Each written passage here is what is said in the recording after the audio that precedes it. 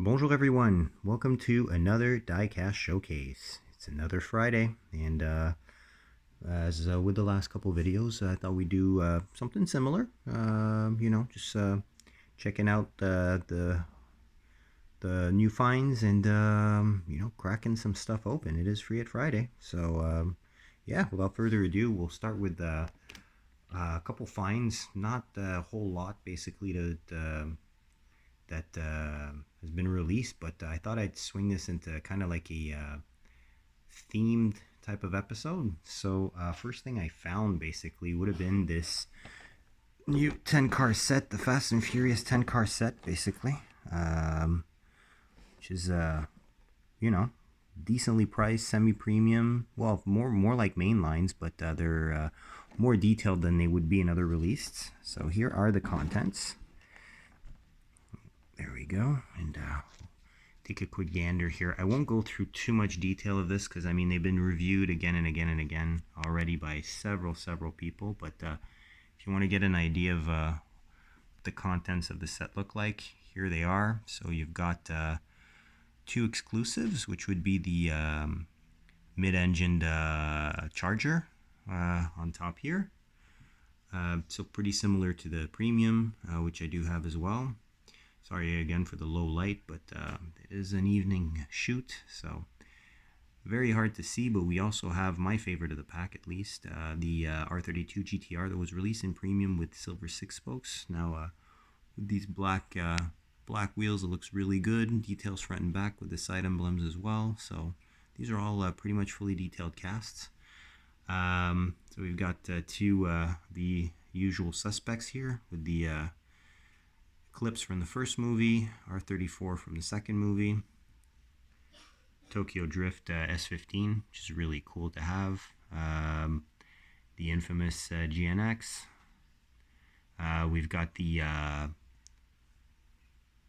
wide-body Hellcat Charger with the, basically someone pulling the vaults, I think, if I'm not mistaken. And then last three, the 996 GT3 Porsche with the new redone cast with the metal rear wing, the Ice Charger, which I'm absolutely not a fan of, but hey, it's all good. And lastly, the Escort, Mark 1 Escort. So all in all, pretty good pack, eh? I think it's darn decent, honestly, as contents. And again, these are all pretty much detailed front and back, except for maybe the Ice Charger and the rear of the Porsche. All the rest do have tampos front and rear. So pretty cool stuff. So that was the first find. And here's the back if ever you're curious to see. You know, basically not anything too spectacular, but there you go. A nice B&R 32.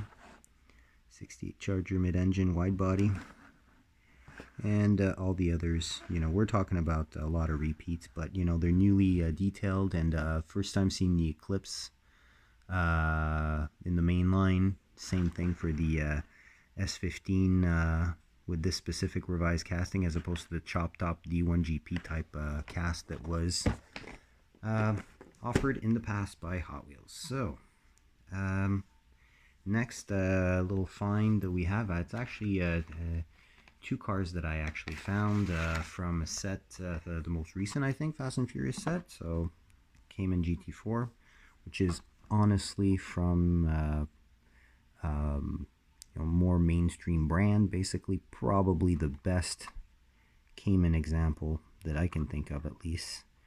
I do like the Matchbox version of the regular Cayman better than the Hot Wheels version, but this is like on another level. Wings really well done. Nice black 5 spokes, a little bit of concavity to those spokes. Pretty decently detailed car. Definitely a nice find. Happy to add that to the collection. And this is the one out of this set that I was most looking forward to. The RX-7 FD with the HKS livery.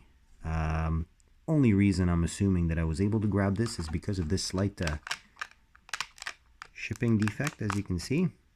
But as we get into the video, we'll see that it is a very nice car. Definitely a nice find. Happy to add that to the collection. And this is the one out of this set that I was most looking forward to. The RX-7 FD with the HKS livery. Only reason I'm assuming that I was able to grab this is because of this slight shipping defect, as you can see. But as we As we've partaken in previous Free of Friday videos, it's a damaged bubble, so let's free it. So I'm going to open up another premium to add to the loose premium collection. Bubble may be broken, but it was still solidly attached though. So here it is, free at last. I'm really happy. This is a really clean livery that I absolutely enjoy. I mean, I would expect to see this as much at a current Cars and Coffee as I would at a Tokyo Auto Salon from the early 2000s, you know. So, you know, again, those same wheels as the Cayman. Very nice wheels. Very, you know, clean design, you know. Just a little bit of lip, a little bit of concavity, nice offset. Very nice tampos on these premium FDs. This is number 3, I think, in the collection. Not exactly sure. I'd have to go through. See, I know that I have the yellow one from the that 2017 release with JDM Cars, Street something. Name escapes me for the time being, but and I believe I have another one. Would really like to get the Ronin Run blue one eventually. And to stay in the Fast and Furious subject, another damaged card that I noticed that I had, and I've had this for, well, ever since it was released. This would be a 2016 license, 2017 release, the infamous Departure Supra, Paul Walker from Furious 7. So that bubble is pretty badly cracked on the bottom there. You can actually just almost reach in and touch the car. So again, free it. Ooh, this is a clean crack right there. Very good. So don't need that anymore. And here is the Supra. This is actually the only reason this car that I have. The only reason why I didn't buy the Supra out of the Toyota set from 2021, I believe 2021, yeah, late 2021. Decent headlight tampos. They look pretty good. Front grille could use a little bit of detailing. Never been a fan of this wing.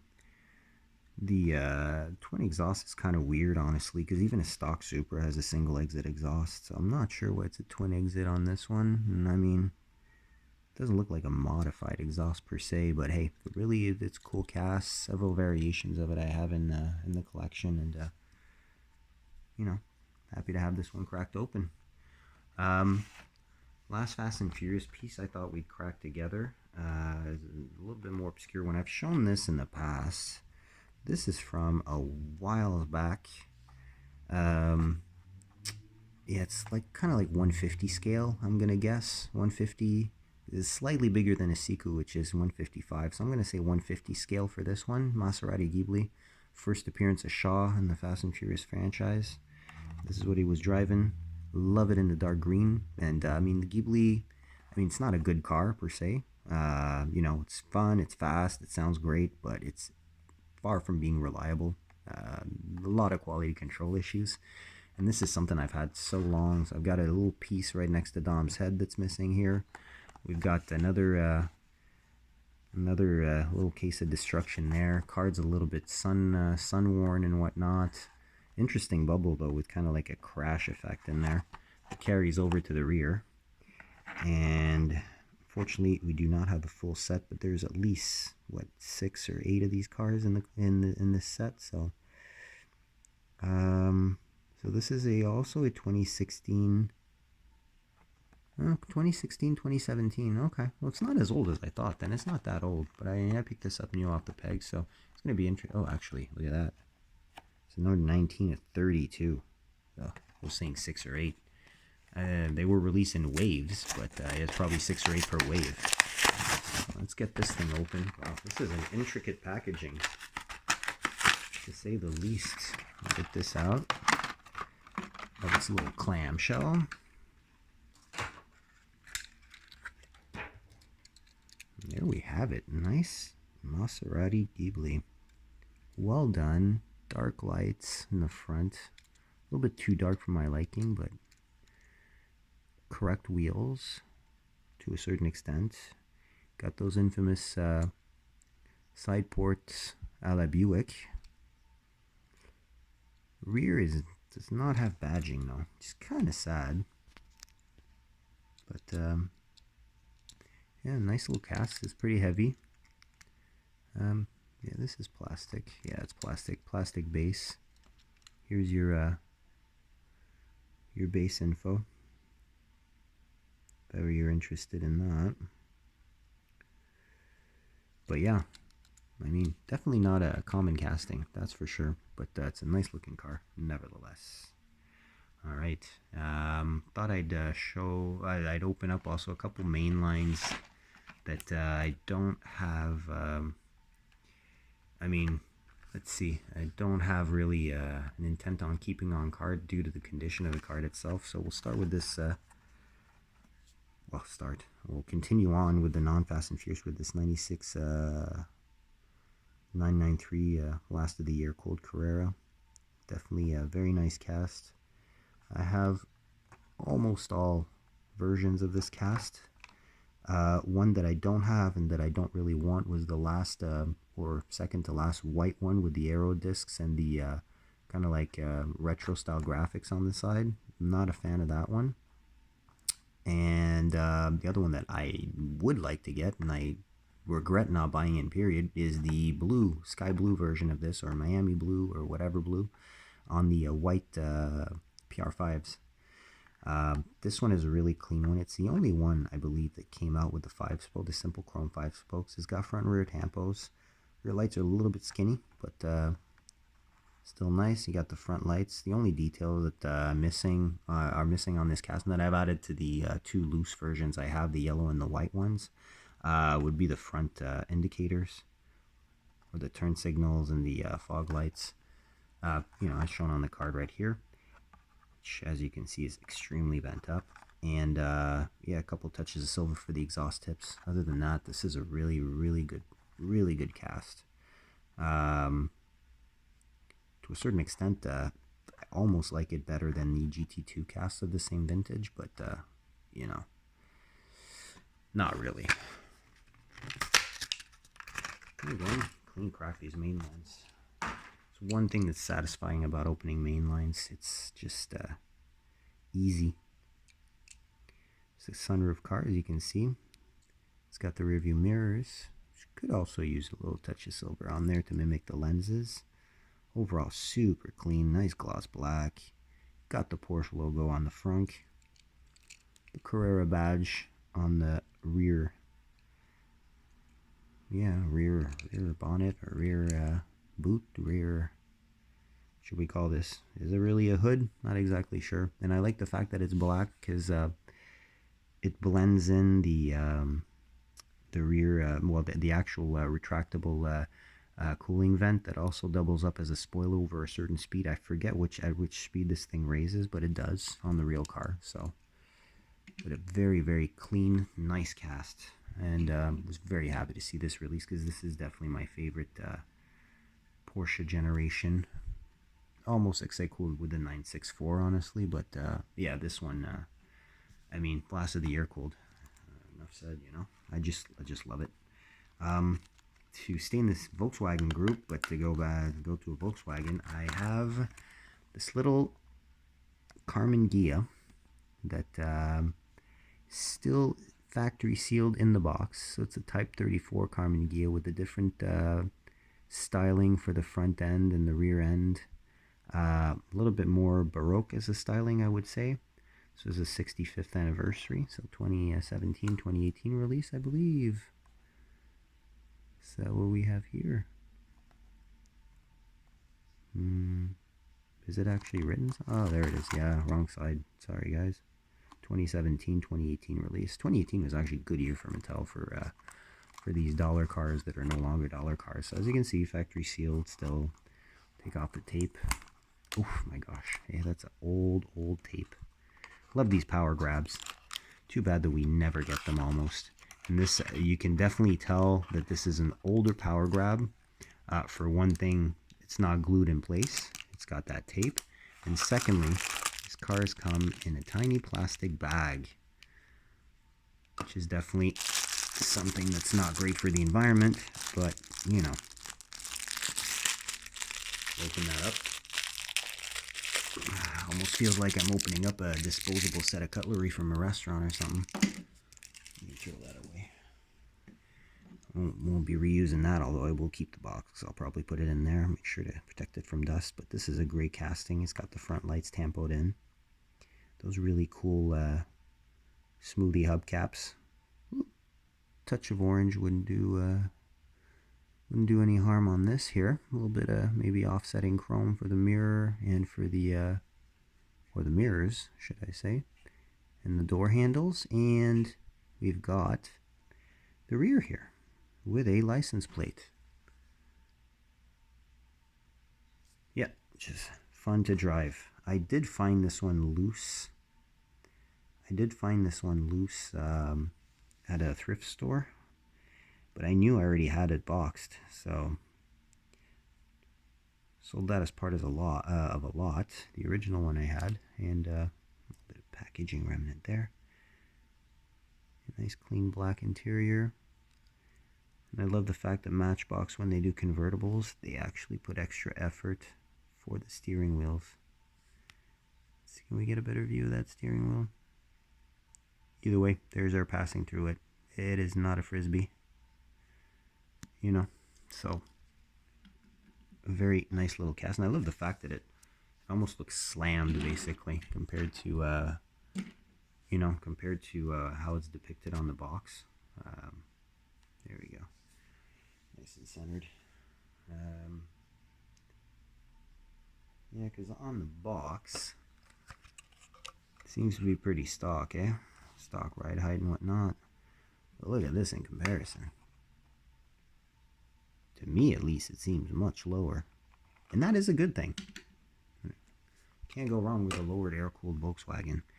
We're gonna be finishing up to date with these cracking opens.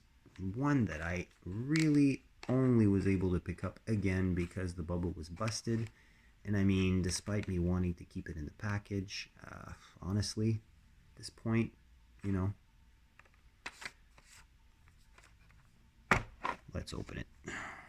Honda Odyssey, the Bisimoto, at least modeled after the Bisimoto, 1,000 plus horsepower, J Series V6 swap, big turbo, manual transmission swapped as well. Honda Odyssey. Now, if this isn't the coolest minivan ever, I don't know what is, honestly. I mean, plus it's got VTEC, so why the heck not? And the bubble, as you can see, is really much cracked all over. I mean, it's literally coming apart, so let's help it all. Oh yeah, just before we crack that open, I wanted to check on this here. See, so I have the 3 here.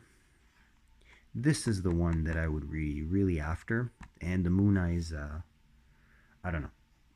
It's like there's those drag bus, the cool combi, and then this one, the original one, and I mean it's just too much basically. I had the cool combi, which I traded off for another piece that I wanted.